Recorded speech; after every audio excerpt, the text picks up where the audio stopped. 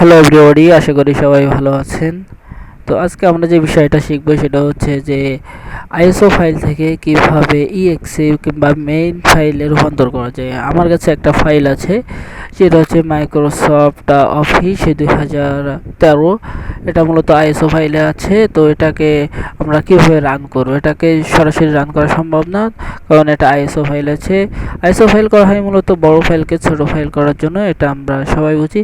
তো এটাকে রান করার জন্য আমাদেরকে একটা সফটওয়্যার ডাউনলোড করতে হবে। সফটওয়্যারটার নাম হচ্ছে ইউনিভার্সাল এক্সট্রাক্টর।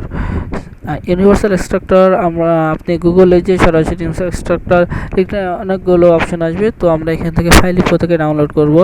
ফাইল ইনফোতে আমরা গেলাম, এখান থেকে ডাউনলোড করব। এখান থেকে ডাউনলোড করলে এখান থেকে ডাউনলোড করার মূলত সুবিধার, এখানে ফাইলের কোনো মিসিং থাকে না, মিসিং ফাইল থাকে না, এই জন্য এটা সুবিধাজনক। আমরা এখান থেকে ডাউনলোডে ক্লিক করব। আমার এখানে একটু অ্যাডভার্টাইজমেন্ট প্রবলেম হচ্ছে, তো আমরা এখানে ডাউনলোডে ক্লিক করব। এখানে ডাউনলোডে ক্লিক করলে ডাউনলোড হবে।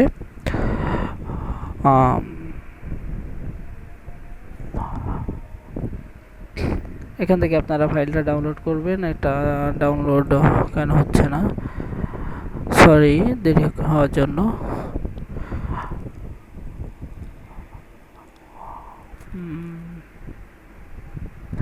যে তার ডাউনলোড শুরু হয়েছে, তো এখান থেকে আপনারা মূলত ফাইলটা ডাউনলোড করুন। ফাইলটা অনেক ছোট, 5.3 মেগাবাইট। তো ফাইলটা আমার যেহেতু ডাউনলোড করা আছে, কারণ আমি এটা ক্যান্সেল করে দিচ্ছি। তো ডাউনলোড করে আপনারা ফাইলটা ইনস্টল করে নেবেন।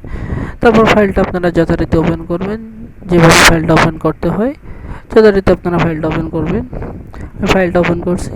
এবার আমাদের মেইন ফাইলে যে আমরা আমাদের ফাইলটা ওপেন করব, সরি। সো এখান থেকে আমরা ফাইলটা ওপেন করলাম। ওপেন করার পর জাস্ট ওকে ক্লিক করব। ওকে ক্লিক করার পর এটা এক্সট্রাক্ট হতে একটু সময় নেবে। এক্সট্রাক্ট হওয়ার পরে আমরা একই রকম একটা ফাইল পাবো। এই যে এখানে যেহেতু আমার এক্সট্রাক্ট করা আছে, এই জন্য আমি আর করি নাই।